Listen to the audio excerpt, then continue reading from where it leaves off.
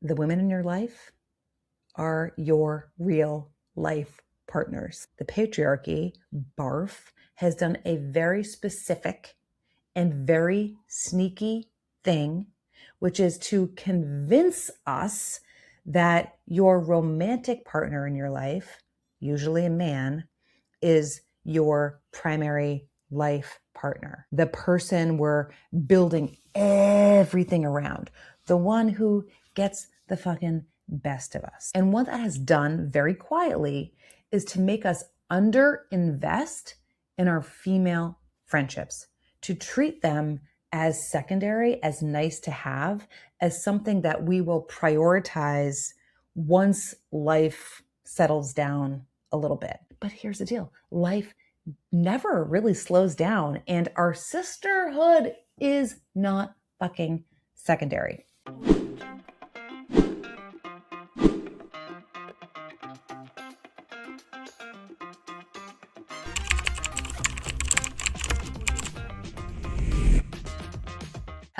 Hello, feminine rebels. If you are watching this on YouTube, you can see that I am fresh back from my morning dog walk.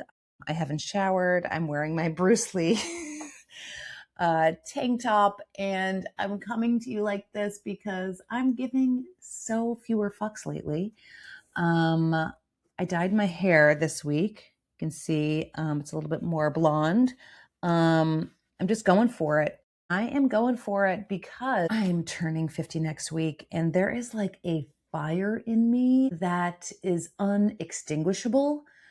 There is something about these decade birthdays that are fucking insane. I turned 50 on March 19th, specifically March 19th, which is next, let's see, I don't know, it's next Thursday, and I'm so fucking excited. And over the last few weeks, I've been doing something that I don't usually do, which is looking back, like scrolling back through photos of the last 10 years, like really sitting with who I was, where I was, what my life looked like then versus now. And I've been asking myself, holy shit, what actually happened? What took me from a complete shit show, and I say that lovingly, like on and honestly, to this version of my life, to this aliveness, to this boldness, to this, like, I give so few fucks and I love myself. I've been really sitting with this. Like, was it like all the inner work, all the courses? Was it therapy? Was it the somatic practices? Was it pleasure? Was it just getting honest with myself? I mean, absolutely. And I mean, the feminine rebellion, was that part of it? Of fucking course. But if I could give you one thing, if I could point to one single factor that catapulted my growth over the last decade more than anything else, it's this. And it's crystal fucking clear to me right now.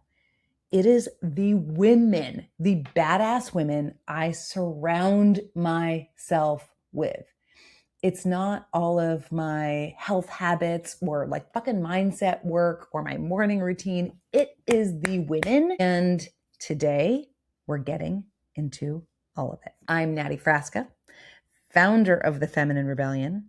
I help women in midlife stop performing and start living more pleasure, more power, more purpose. If you're done shrinking, if you're done pretending you want less than you actually want, you're in the right place. So welcome.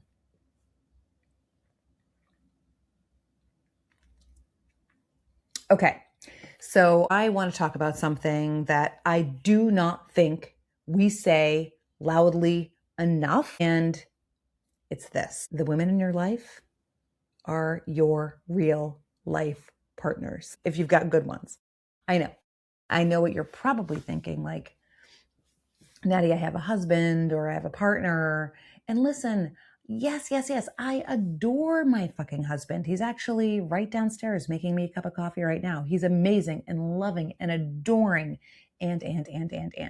It is the women in my life who have refused to let me dim my light It is the women in my life who have held my hair back when I've had to emotionally barf up my life. It is the women in my life who have seen me when I couldn't see myself. And the patriarchy, barf, has done a very specific and very sneaky thing, which is to convince us that your romantic partner in your life, usually a man, is your primary life partner, the person we're building everything around, the one who gets the fucking best of us. And what that has done very quietly is to make us underinvest in our female friendships, to treat them as secondary, as nice to have, as something that we will prioritize once life settles down a little bit. But here's the deal. Life never really slows down, and our sisterhood is not fucking secondary. A few months ago, I posted a photo. It was actually my husband who caught it. We didn't even know he was there. It was me and one of my dearest, oldest friends with arms wrapped around each other, walking through the streets of Martha's Vineyard. We weren't posing, we weren't performing. We were just being the way we always are, shoulder to shoulder, arms wrapped around each other, heart to fucking heart.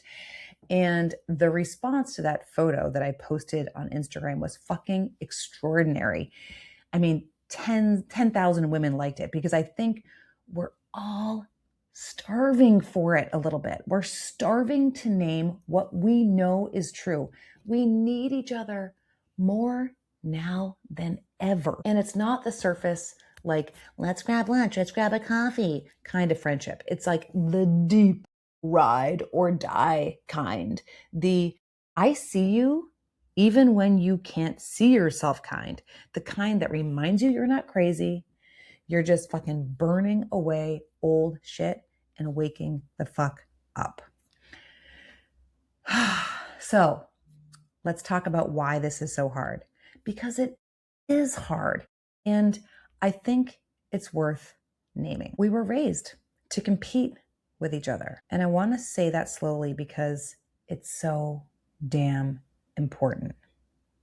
We were raised through every fucking magazine, every romantic movie, every who wore it better, every performance review, every fucking family dinner where someone compared you to your cousin who's going to Harvard.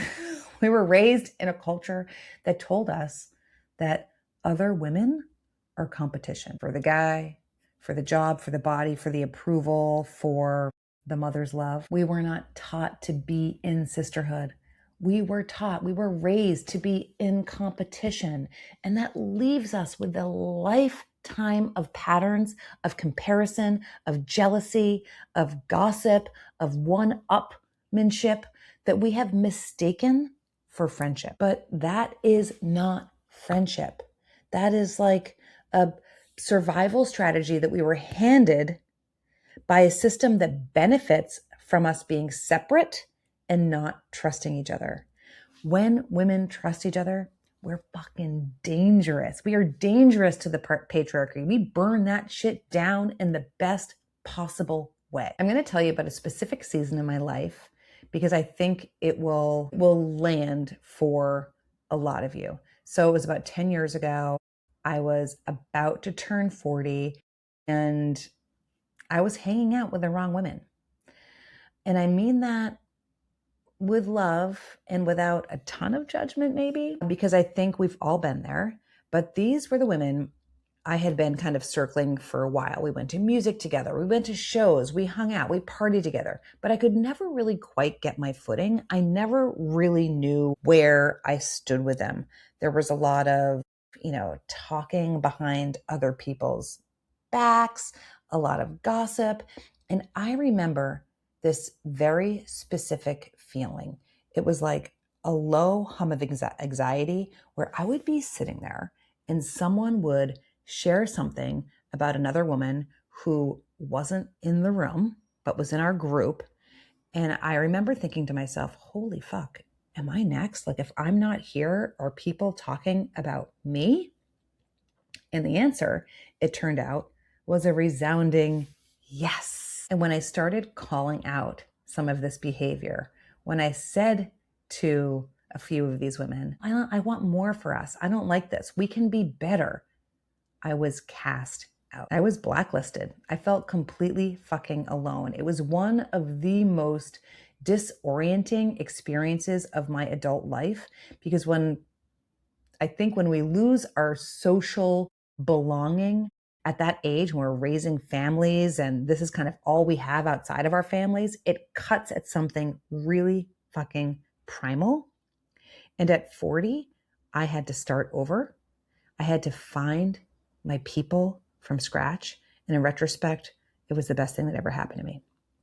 But I started to pay attention to who I wanted to hang out with, not to who was just kind of around and available and convenient and around for a coffee, but like who was alive, who had the spark, who was doing something different, interesting with her life, who seemed genuinely happy for other women.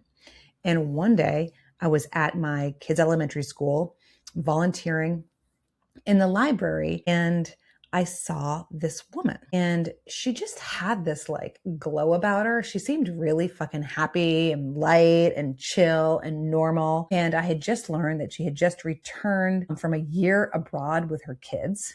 She had taken them backpacking somewhere in Southeast Asia for a year. And I thought to myself, holy shit, wow, like she's so fucking cool. I want to be friends with her. So I did something super fucking brave, and I invited her to go for a dog walk with me because she told me she had a dog.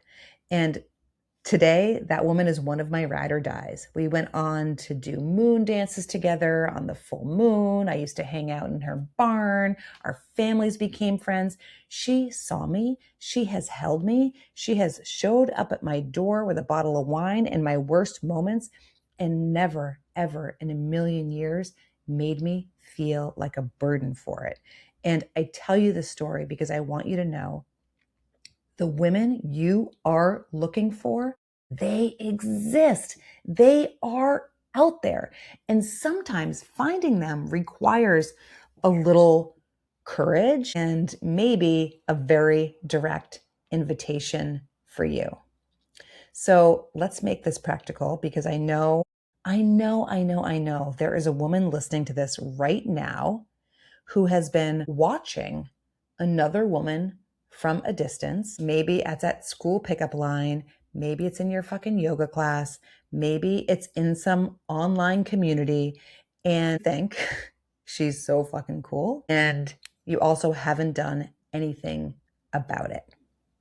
So do something about it. Being completely serious.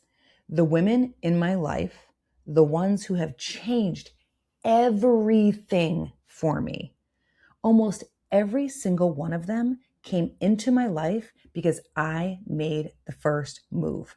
I said, I want to get to know you better. You're super fucking cool. Do you want to go for a walk? Do you want to hop on a call? You want to FaceTime sometime? Women are so hungry for this. We are so starving for each other, and we are so afraid of seeming weird or needy or too much that we don't do it. I just want to lay it out there. You are not too much. You are exactly the right fucking amount. And the women that you're thinking of right now, she is hoping someone will reach out. She might even be hoping it's you. Some other things I want you to notice when you're building or rebuilding your circle. I want you to notice how you feel after you spend time with someone. Not necessarily during, but right after. Do you feel more like yourself? Do you feel fucking alive or less?